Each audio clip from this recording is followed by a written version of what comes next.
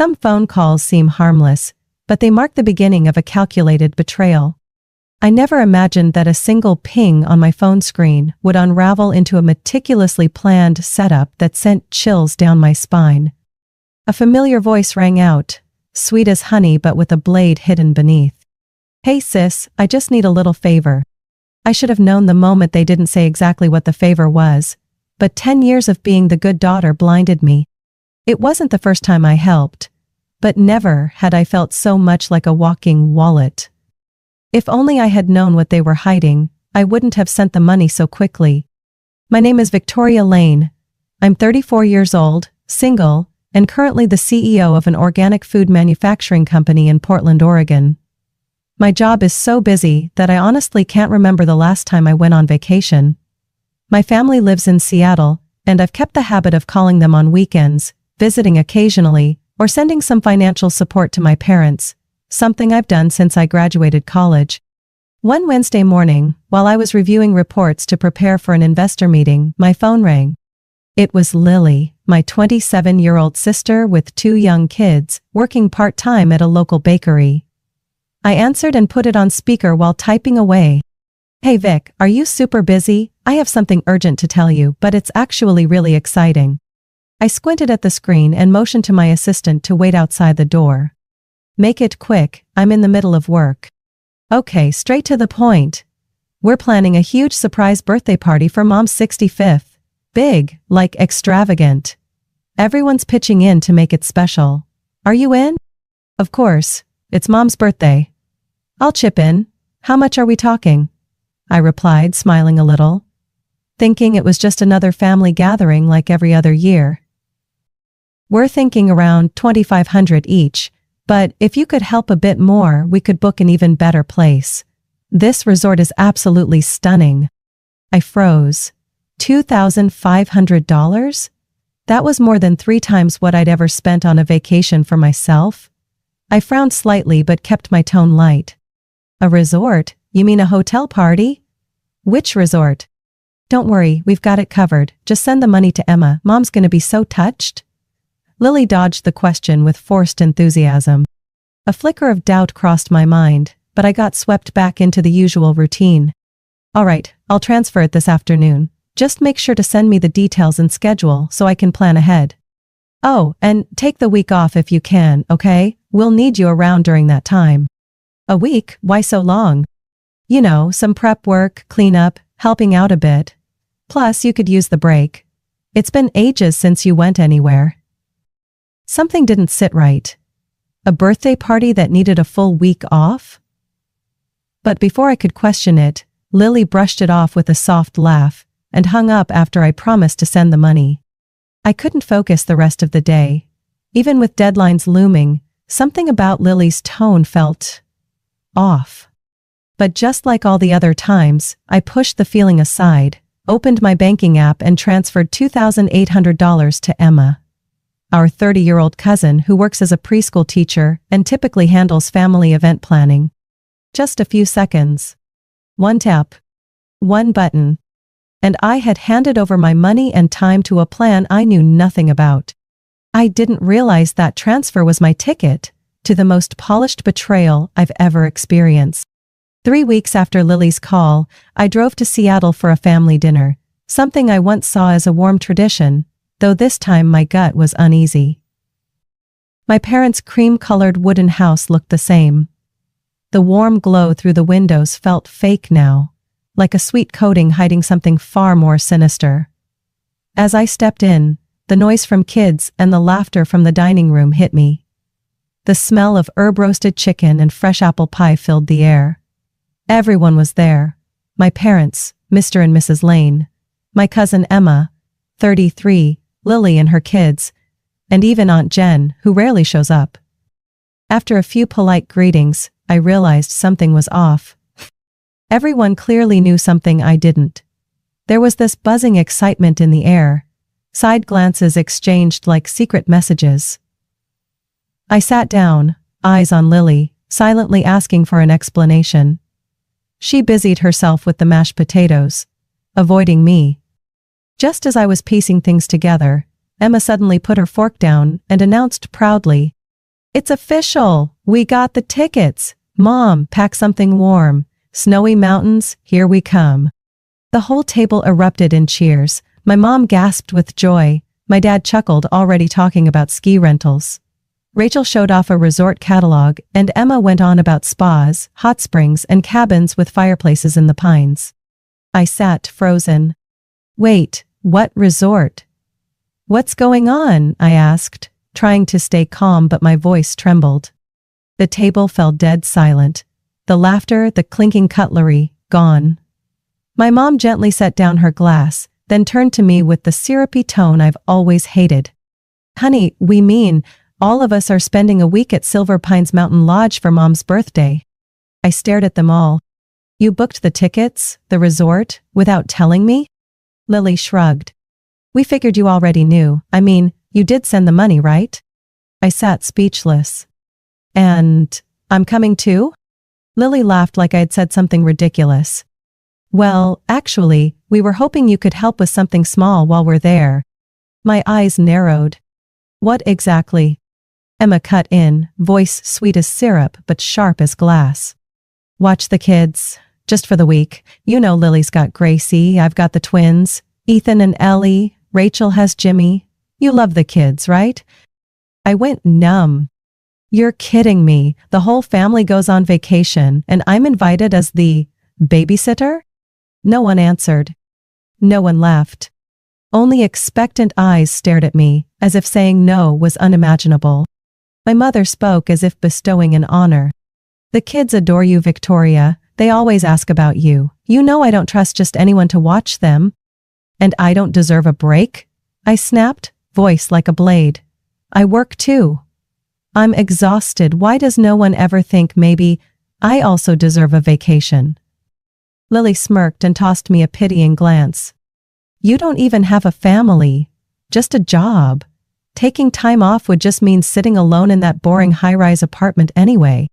I nearly jumped up from my chair. Is that what you think I am, a single childless woman who only exists to serve others? I looked around the table, searching for even one understanding glance. There wasn't any, only averted gazes, like I had just ruined a perfectly good evening. Emma placed her hand on the table, tilted her head, her voice softening in a way that only made me angrier. Victoria, don't make this a big deal. Mom only turned 65 once.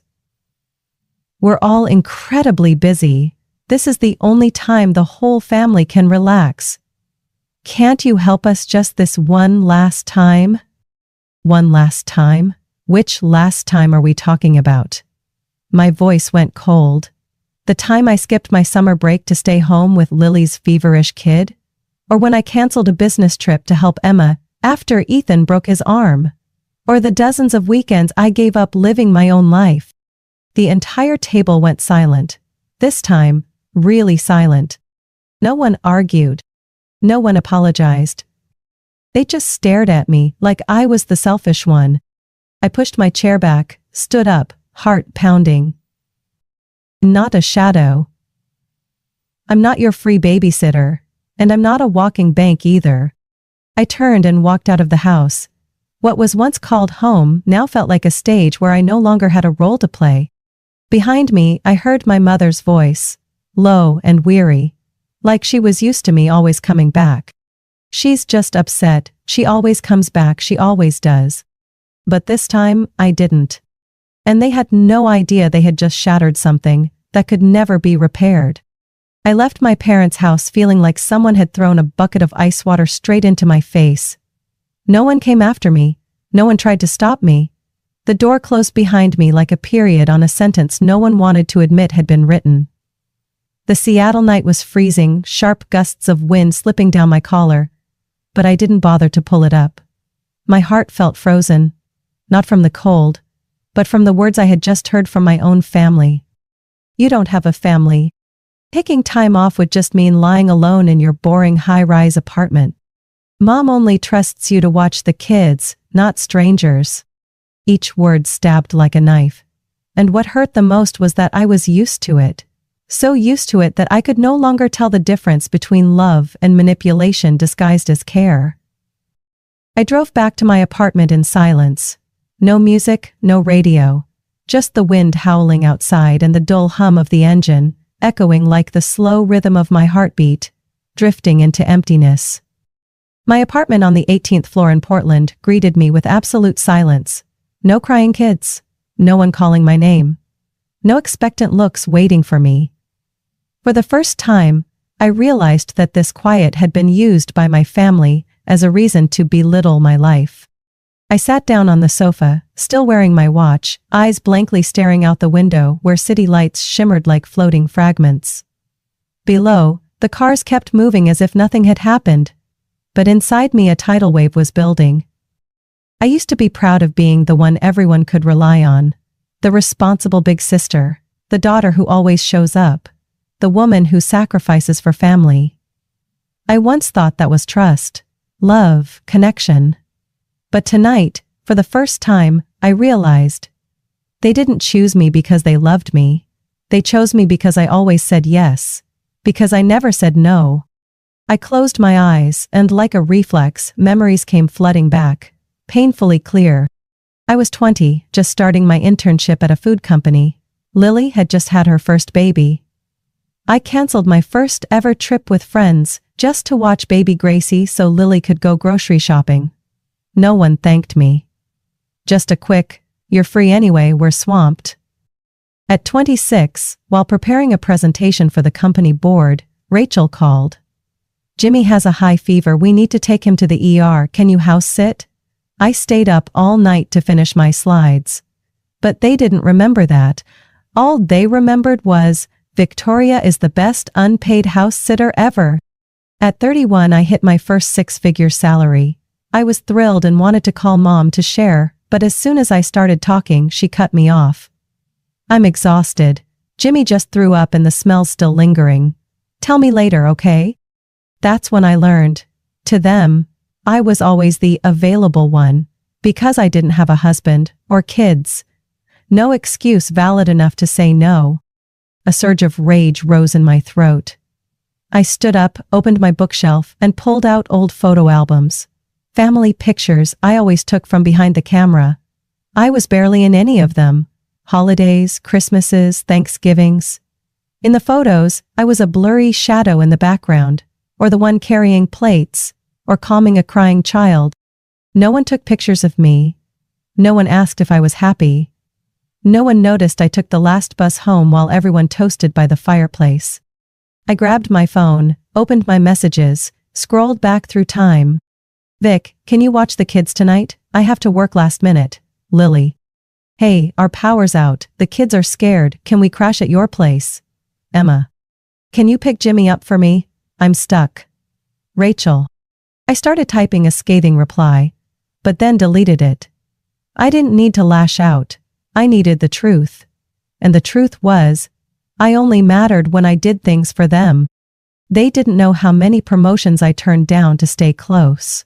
How much money I poured into Emma's tuition when she lost her job. That I once dreamed of having a family, but buried that dream, exhausted by endless, nameless responsibilities. I had punished myself for years, thinking I was selfish if I ever said no. But tonight, when I heard the words, "You don't even have a family to need a vacation," it hit me like a hammer. I wasn't selfish, I was human, a human with limits, and I had finally reached mine. I stood up and closed my heart to the noise from my family, not because I didn't love them, but because I had to learn to love myself first. The next morning I woke up with an unfamiliar sense of clarity. No more confusion. No more guilt gnawing at me every time I thought of saying no. This time, I would do it the mature, clear, respectful way. The way I always believed families should treat one another. I brewed a black coffee, opened my laptop, and started searching. In under an hour, I had contacted 3 professional childcare companies in Seattle. All had certified staff, background checks, even liability insurance and resort nanny services. I reviewed each profile. One stood out. Marissa, 29, a graduate in early childhood education, with 7 years of experience.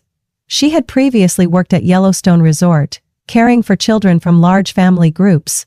I picked her immediately. The weekly fee was $1,400.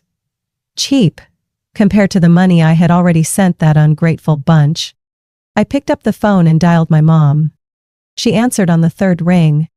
"Victoria?"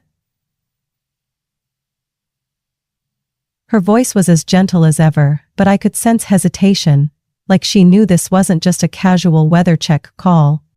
I took a deep breath. "Mom, I've made my decision. I won't be watching the kids on vacation. But I've hired someone, a certified nanny with a clean background. I'm willing to pay the full cost."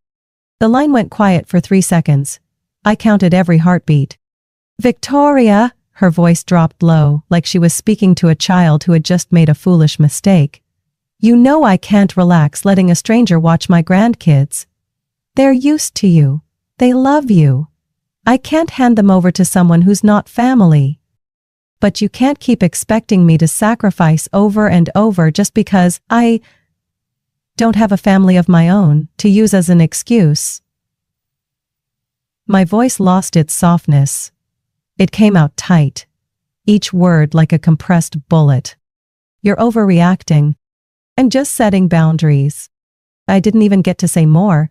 She hung up. That cold click rang in my ears like a trapdoor slamming shut.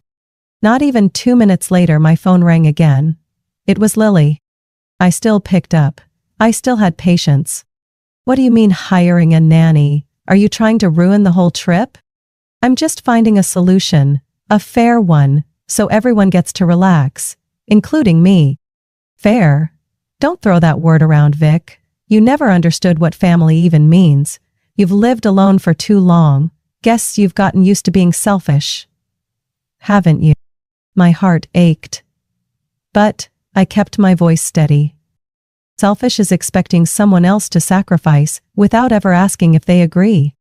Lily scoffed on the other end. "If you wanted to say no, just say it. Don't pretend to be righteous. Don't fake kindness when you're really just dodging responsibility. I have no obligation to carry burdens that others created. You've never been a mother, so you don't understand. But the kids need you, Mom needs you, the whole family needs you, and all you think about is yourself. You're such a disappointment." She hung up. I sat frozen, fingers clenched, around the phone. "You're such a disappointment." A phrase I once feared the most, and now, hearing it, it didn't hurt the way I thought it would. I felt relieved. Because finally the mask had come off. That night, I got a message from Emma. Short, but ice cold. "If you didn't want to help, fine. But don't act like you're noble just because you threw money at us and called it done. That's not how family works." I stared at the screen. Family. That word used to mean warm dinners, comforting hugs, sharing and understanding. But now, family meant demands, secret arrangements. It meant I was assigned the role of sacrificer. And when I dared to say no, I became the villain. I put the phone down and opened the window. The night wind rushed in, carrying the scent of smoke and cold air. The city still sparkled like tiny fires. Each light, a family, a life, a choice. I thought about their upcoming vacation. They'd load the suitcases, zip up their coats, laugh together, believing everything was set. Believing Victoria will manage like she always does. But this time, they'll stand at my door, and no one will answer. The next afternoon, I was in a meeting with the HR team when my phone started vibrating non-stop. Lily's name flashed on the screen 4 times in a row. I silenced it, trying to focus, but deep down, I knew a storm was coming. And I wasn't wrong. Less than 2 minutes after leaving the meeting room, the phone rang for the 5th time. This time it was Emma. I declined. Then came a text. "Mom's been crying all morning. Are you proud of yourself?" Before I could respond, Lily called again, and this time I answered. "Victoria, who do you think you are?" She screamed before I could even speak. I winced, walked out of the hallway and into the cold air outside. "Lily, if you want to have a conversation, lower your voice. If you just want to vent, I'm hanging up. You just ruined the entire family vacation and you want calm? Do you know how much we've had to redo? Everyone's freaking out. Do you even have a heart?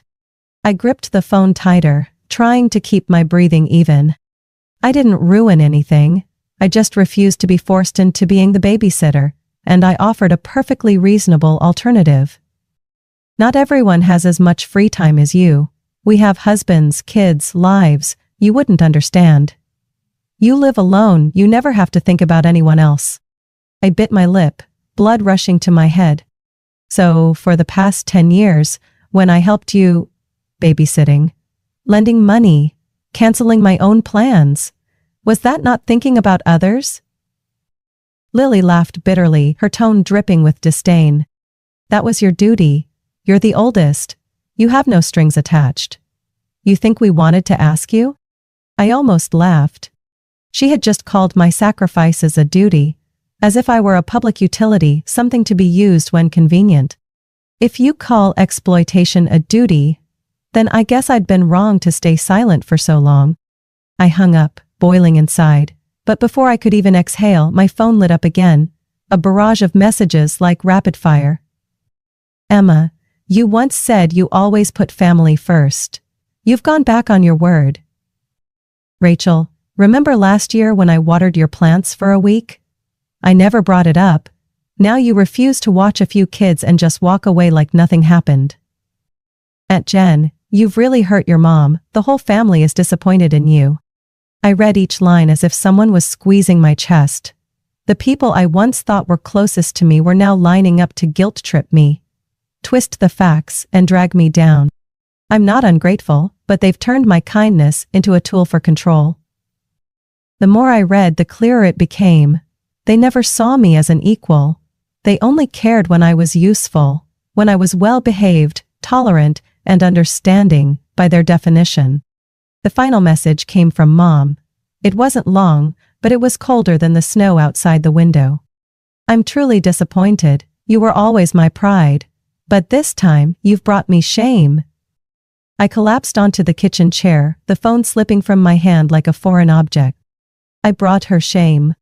Because I refused to be used. I looked up at the family photo on the wall. The one taken at Mom's 60th birthday. I was at the very end, adjusting Ethan's collar. Emma's son, who was 3 at the time. While everyone else was smiling brightly, I had my head down, nearly hidden behind Dad's frame. That photo perfectly captured my role in this family. Always in the back. Always the backdrop. Always taken for granted. I got up, walked straight into the bedroom and opened the closet. I pulled my suitcase from the shelf and quietly began to pack. No announcement, no warning, no note left behind. I was done explaining myself to people who only listen when you say what they want to hear. This time they'll have to face the reality. I no longer belonged to the role they assigned me. And I had never been more certain than I was in that moment. If self-respect came with a price, then silence was the most powerful form of resistance. That night, I booked a flight to Florida in just 6 minutes. No second thoughts, no asking permission, no explaining. 1 week of vacation at a beachfront resort in Clearwater, an ocean view room with a private balcony and full-service spa. I even chose first class. Something I hadn't done for myself in over 10 years. When the confirmation email arrived, I stared at the screen in disbelief. I had actually done it. I had chosen myself, not to be a placeholder in yet another one of my family's plans. I cleaned my apartment like always, spotless, leaving no trace for anyone who might try to show up unannounced. I locked all the windows, unplugged every electronic device, took out the trash, scrubbed every glass in the sink. No notes, no whiteboard with babysitting instructions. No meal schedules, no toys, no extra pillows. Just a quiet, empty home, securely locked. And me, walking away from it, as if walking out of the past. The next morning I took a cab to the airport. My small suitcase rattled against the pavement as I wore a flowy maxi dress, wide-brimmed hat, and sunglasses. Your classic tourist escaping real life look. I didn't tell anyone in the family. Didn't answer a single call on the way to the airport. I turned off my phone as the plane took off, and for the first time in my life, I felt such relief, it nearly brought me to tears. No crying kids. No one calling my name for help. No toxic messages filled with blame. Just the wind brushing past the wings and a glass of white wine offered by a smiling flight attendant. I landed in Florida under the soft midday sun. Not humid, not suffocating, just the salty ocean breeze soaking into my skin. The taxi drove me straight to the beachfront resort, where white sand stretched endlessly and waves rolled in a calm, rhythmic lullaby. My room was on the 4th floor, balcony facing the sea, with a lounge chair waiting for a woman who had just broken free from the invisible chains she once mistook for love. I walked in, dropped my suitcase, and flung open the balcony doors. I wanted to shout to the ocean, "I'm not anyone's puppet anymore." That first evening, I dined at a restaurant right on the sand. I ordered grilled lobster, a glass of Sauvignon Blanc, and lemon mousse. I ate slowly, not because I was waiting on someone or had to rush home to a crying child. I was simply savoring me. Meanwhile, nearly 2,000 miles away, a very different scene was unfolding in front of my Portland apartment. At exactly 9 o'clock in the morning, as scheduled, though I had never been informed, Rachel, Lily, and Emma arrived one by one, each with luggage and children in tow.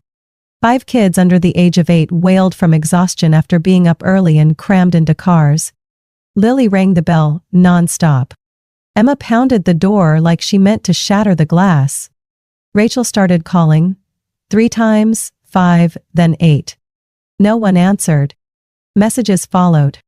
Lily, Victoria, I'm at your door. Are you going to open? Emma, the kids are getting cranky. If mom finds out you overslept, you're dead. Rachel, is this some kind of joke? Call me back now. A few minutes later. Lily, you're not home? Where are you?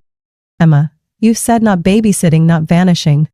Rachel, oh my God, don't tell me you actually went somewhere. We already booked everything. And then the true panic set in. Emma, Lily's crying. Jimmy just threw up. Ellie wants to go home. Ethan keeps asking for Aunt Vic. Rachel, what you're doing is cruel. No one treats family like this. Lily, mom's freaking out. She can't reach you. Where are you? I didn't read those messages at the time. I was soaking in an infinity pool, cocktail in hand, jazz playing in my headphones. I laughed out loud at the image of all of them standing on the sidewalk, bags in hand, panicked because their default helper was nowhere to be found. It wasn't cruelty. It was the first time they had to confront a world without me. No Victoria to carry the burden. No Victoria to be the emotional cushion. No Victoria to clean up the mess they created. That night, I watched the sun dip into the horizon, brilliant orange streaks lighting up the ocean. I sat alone, but I didn't feel lonely.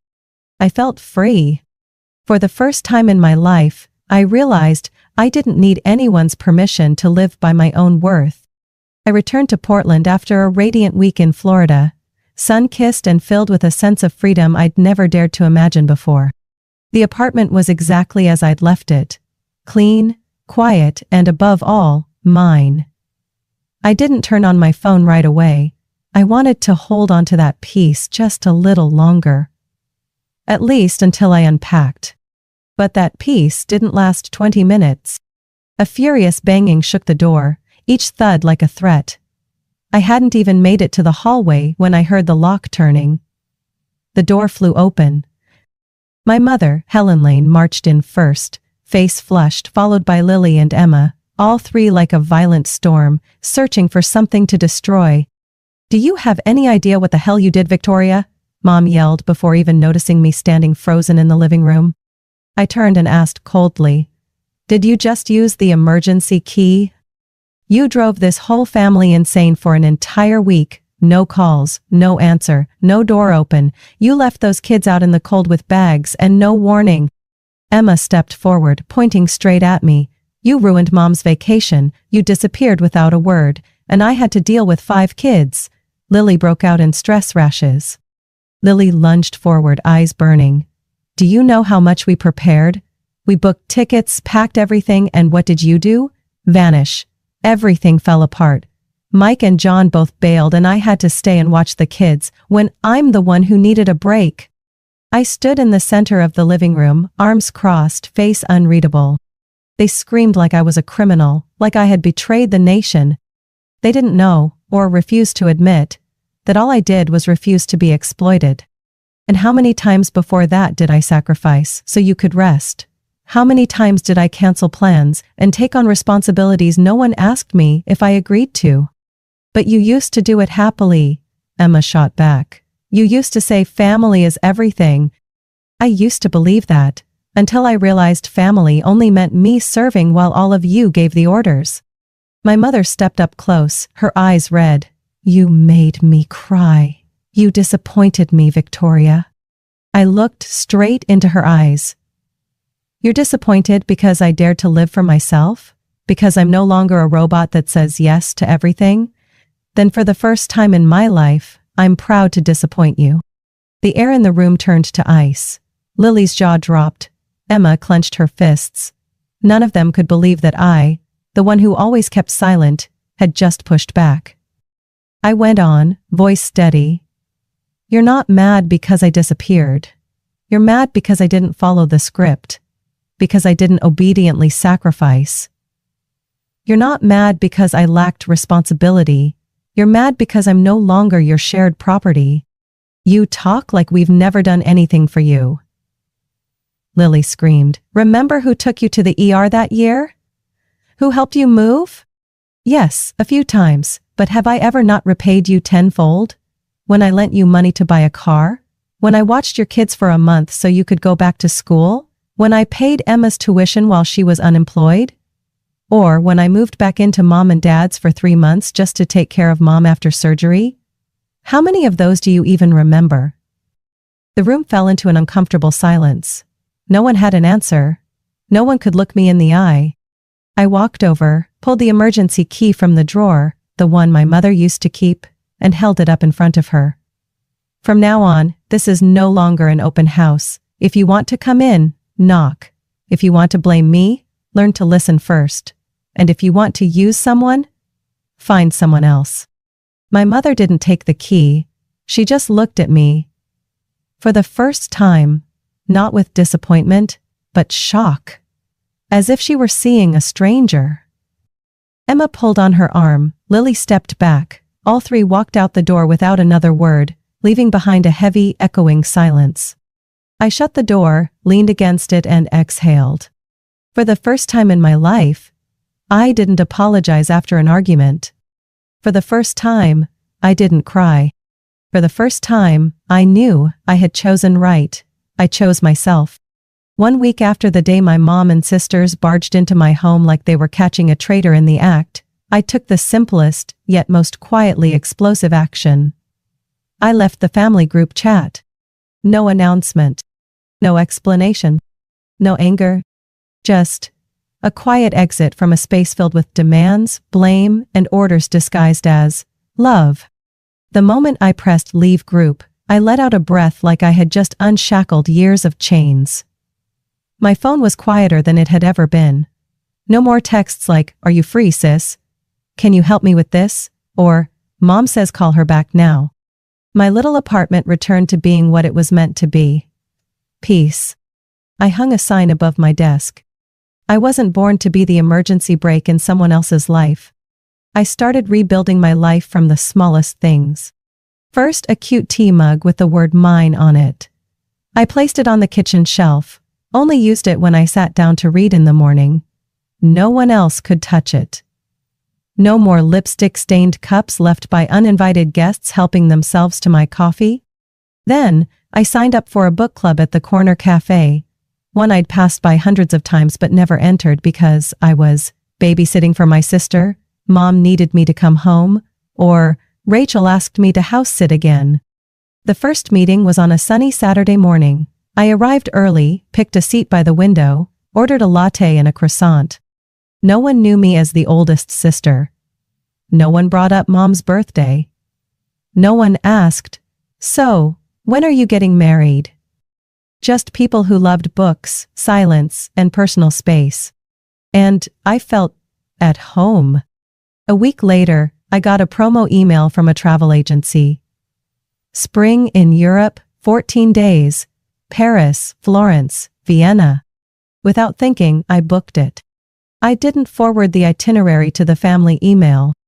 Didn't ask if anyone needed me to stay. Didn't check if it clashed with any child's birthday.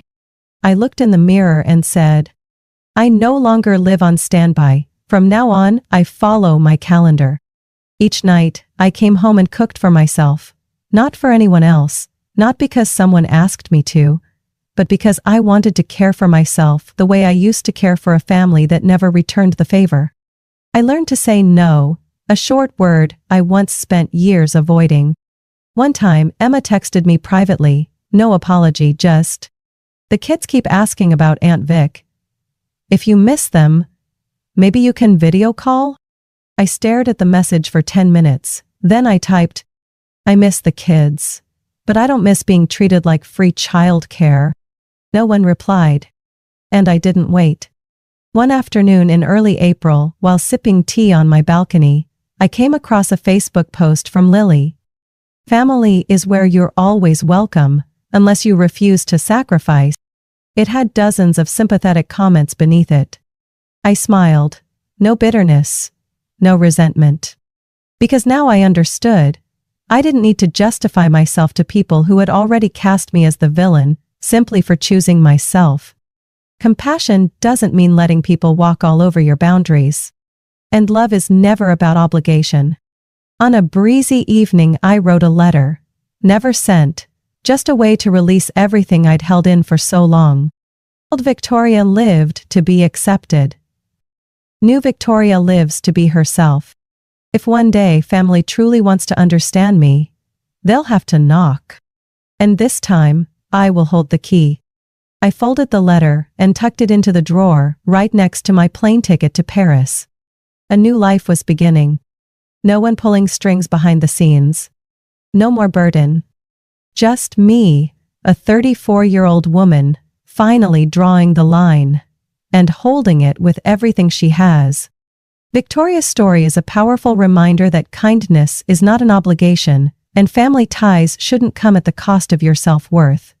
In real life, many, especially women, find themselves stuck in roles of silent sacrifice, afraid of being labeled selfish.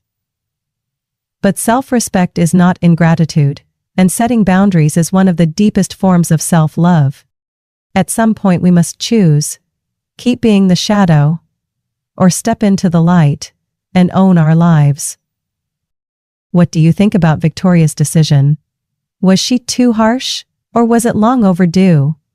Share your thoughts below, and don't forget to follow the channel for more heartfelt family stories.